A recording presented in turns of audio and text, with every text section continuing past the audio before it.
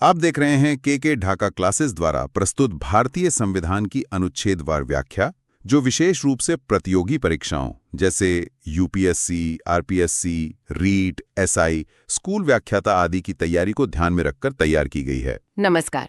आज हम ये समझने की कोशिश करेंगे कि हमारी संसद, जो पूरे देश के लिए कानून बनाती है, आखिर बनती कैसे है, कौन लोग इसमें बैठ सकते हैं और उनके अधिकार क्या हैं। जी, और इसके लिए हम संविधान के अनुच्छेदों 79 से 88 को बहुत गहराई से देखेंगे। बिल्कुल, तो चलिए इस इंजन के हर पुर्जे को ध्यान से समझते हैं। हाँ, ये अनुच्छेद संसद की आत्मा की तरह है। ये सिर्फ नियम नहीं है, बल्कि ये बताते हैं कि हमारे लोकतंत्र का इंजन कैसे काम करता है। बहुत बढ़िया। तो शुरुआत करते हैं सबसे बुनियादी सवाल से, ये संसद है क्या? अनुच्छेद 79 इसका जवाब देता है। जी। इसमें लिखा है, संघ के लिए एक संसद होगी जो राष्ट्रपति और 2 सदनों से मिलकर बनेगी, जिनके नाम राज्यसभा और लोकसभा होंगे।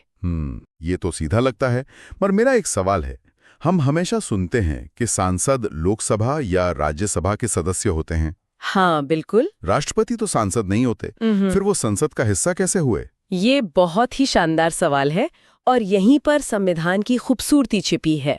राष्ट्रपति संसद की किसी भी सदन के सदस्य नहीं होते, लेकिन वो संसद के अभिन्न अंग हैं। अभिन्न अंग मतलब इंटीग्रल पार्ट। हाँ, बिल्कुल।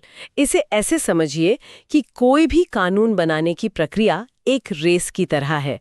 विधेयक यानी बिल दोनों सदनों से पास होकर फिनिश लाइन के पास पहुंचता है। जी। लेकिन रेस तब तक पूरी नहीं होती जब तक राष्ट्रपति उस पर अपने हस्ताक्षर की मुहर न लगा दें।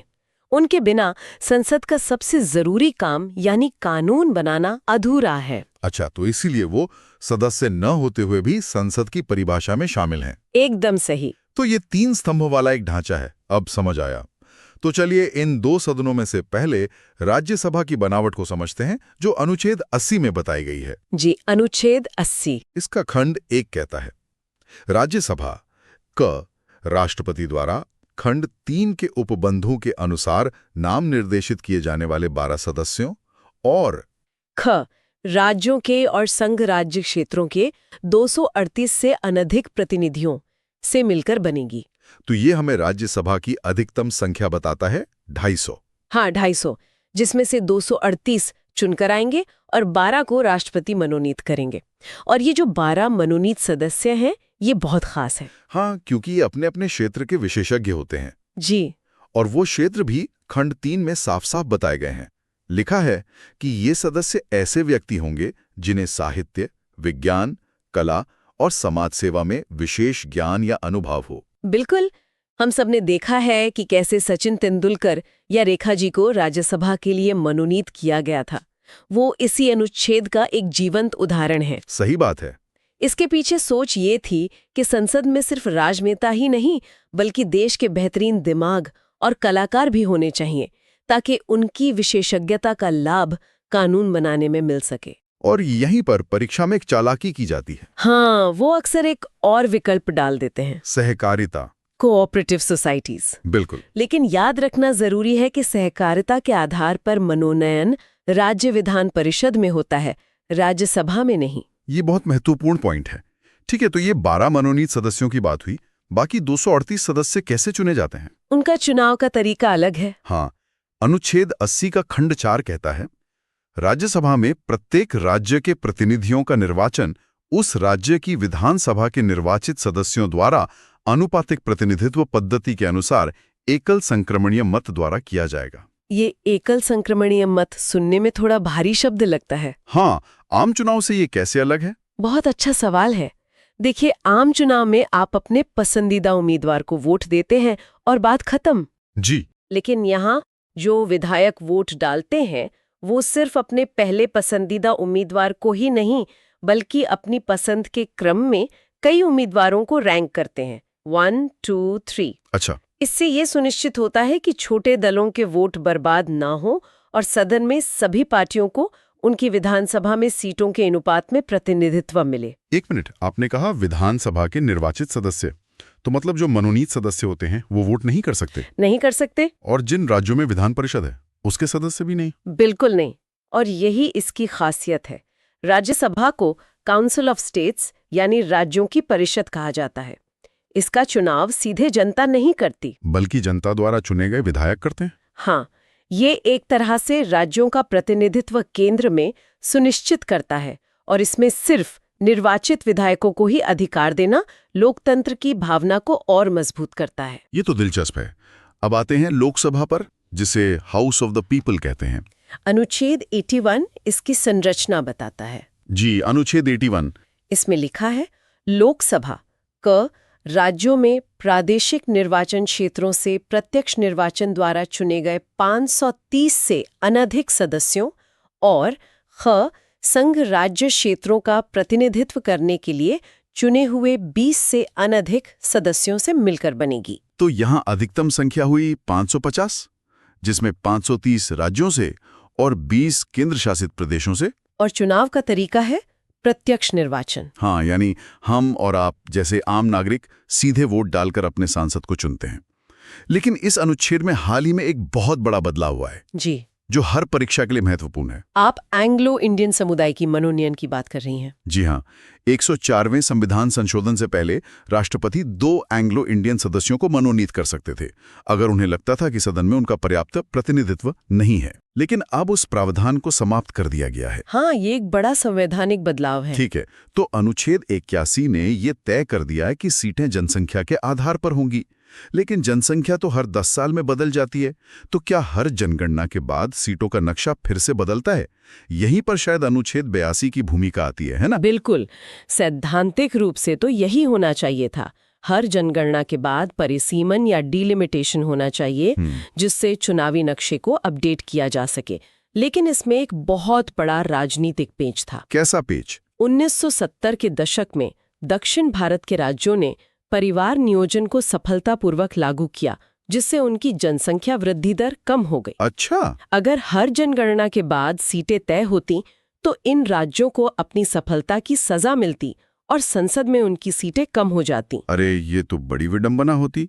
तो इसका क्या समाधान निकाला गया? समाधान ये निकाला गया कि एक संशोधन करके लोकसभा की सीटों की संख्या को 1971 की जनगणना के आधार पर अच्छा, वर्ष 2026 तक के लिए फ्रीज कर दिया गया। फ्रीज कर दिया मतलब रोक दिया गया। हाँ, यानी सीटों की कुल संख्या तो 1971 के हिसाब से तय है, लेकिन राज्यों के अंदर निर्वाचन क्षेत्रों की सीमाओं का पुनर्निर्धारण 2001 की जनगणना के आधार पर किया गया है। ये 1971 और 2001 का अंतर परीक्षाओं में बार बार पूछा जाता है। जी बिल्कुल। ये तो बहुत महत्वपूर्ण जानकारी है। अब जब हमने ये जान लिया कि इन सदनों में कौन बैठता है, तो ये जानते हैं कि ये सदन कब तक चलते हैं। अनुच्छेद 83 सदनों की अवधि के बारे में। हाँ, ड्यूरेशन ऑफ हाउसेस। राज्यसभा के लिखा है, राज्यसभा का विघटन नहीं होगा। 1/3 सदस्य प्रत्येक द्वितीय वर्ष की समाप्ति पर निवृत्त हो जाएंगे। इसका मतलब क्या ये कभी खत्म नहीं होती? सही पकड़ा। यही राज्यसभा की सबसे बड़ी ताकत है। ये एक स्थायी सदन है, अ परमानेंट हाउस। सोचिए, अगर लोकसभा भंग हो जाए और देश में कोई आपात स्थिति आ जाए तो कानून कौन बनाएगा? राज्यसभा उस खालीपन को भरती है। अच्छा, ये एक तरह से निरंतरता बनाए रखती है। बिल्कुल। सदस्यों का कार्यकाल 6 साल का होता है और हर 2 साल में 1/3 सदस्य रिटायर हो जाते हैं। और लोकसभा, उसका कार्यकाल तो 5 साल का होता है, जैसा कि खंड 2 में लिखा है, लेकिन इसमें एक आपातकाल वाला प्रावधान भी है।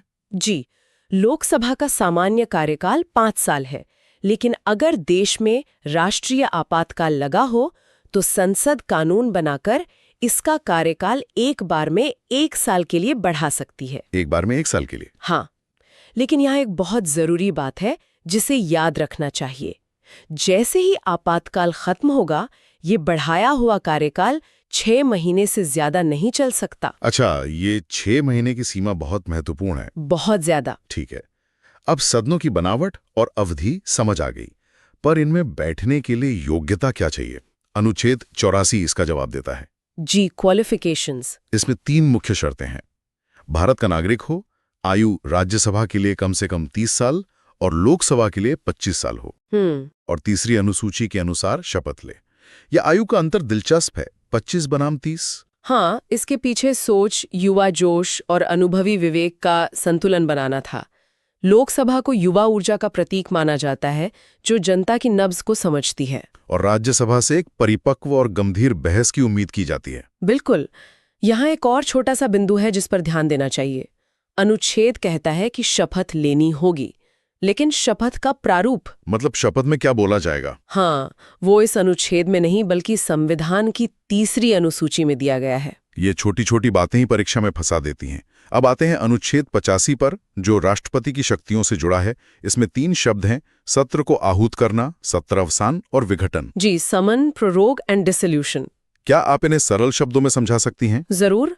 आहूत करने का मतलब है राष्ट्रपति का संसद सदस्यों को सत्र के लिए बुलाना, जैसे स्कूल में असेंबली के लिए घंटी बजती है। ठीक है। सत्रावसान का मतलब है जब सत्र का काम पूरा हो जाए तो उसकी समाप्ति की घोषणा करना। और विघटन? विघटन का मतलब है लोकसभा का कार्यकाल ही समाप्त कर देना, जिसके बाद नए चुनाव होते हैं, और ये सिर्फ लोकसभा का होता है, क्योंकि राज्यसभा तो स्थायी सदन है। बिल्कुल। इसी अनुच्छेद में लिखा है कि 2 सत्रों के बीच 6 महीने से ज्यादा का अंतर नहीं हो सकता।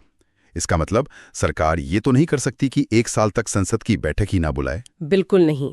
ये प्रावधान सुनिश्चित करता है कि संसद साल में कम से कम 2 बार जरूर मिले। ये लोकतंत्र के लिए एक सेफ्टी वॉल्व की तरह है, जो कार्यपालिका को निरंकुश होने से रोकता है। अच्छा, तो अनुच्छेद 86 में राष्ट्रपति के अभिभाषण और संदेश भेजने का अधिकार है, लेकिन अनुच्छेद 87 में विशेष अभिभाषण एक कर्तव्य है।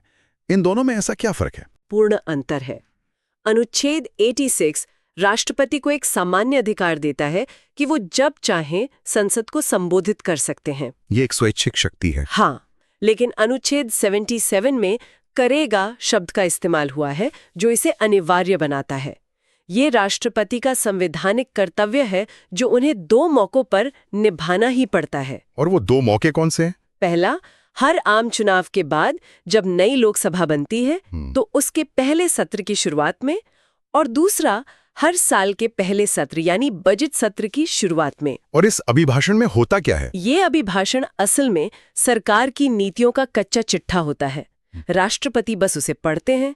इसके बाद इस पर धन्यवाद प्रस्ताव लाया जाता है, मोशन ऑफ थैंक्स। जी।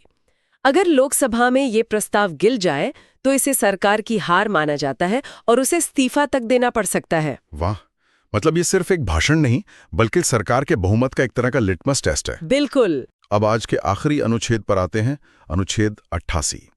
ये मंत्रियों और महान्यायवादी के अधिकारों के बारे में है। ये मुझे हमेशा से बहुत दिलचस्प लगा है। ये है भी बहुत दिलचस्प। इसका सार ये है कि एक मंत्री, चाहे वो लोकसभा का सदस्य हो या राज्यसभा का, दोनों सदनों की कार्यवाही में बोल सकता है और हिस्सा ले सकता है। अच्छा, लेकिन वोट कहाँ देगा? वोट सिर्फ अपने ही सदन में देगा। मान लीजिए वित्त मंत्री राज्यसभा के सदस्य हैं, लेकिन बजट तो लोकसभा में पेश होता है, तो ये अनुच्छेद उन्हें लोकसभा में जाकर बहस का जवाब देने का अधिकार देता है। समझ गया। लेकिन वोट सिर्फ राज्यसभा में ही दे पाएंगे। हाँ। और महान्यायवादी अटॉर्नी जनरल के बारे में क्या? वो तो सांसद भी नहीं होते। और यही इस अनुच्छेद का सबसे अनोखा प्रावधान है। महान्यायवादी भारत सरकार के सबसे बड़े कानूनी सलाहकार होते हैं। उन्हें संसद के किसी भी सदन में बोलने, कार्यवाही में भाग लेने का अधिकार है। सदस्य न होते हुए भी? हाँ, सदस्य ना होते हुए भी वो किसी भी संसदीय समिति का सदस्य भी बन सकते हैं। उन पर सिर्फ एक ही रोक है, वो वोट नहीं डाल सकते। तो यहीं से वो क्लासिक सवाल बनता है कि वो कौन है जो संसद का सदस्य न होते हुए भी सदन की कार्यवाही में भाग ले सकता है? और उसका जवाब है भारत का महान्यायवादी। ये एक ऐसा सवाल है जो अनगिनत बार परीक्षाओं में पूछा गया है।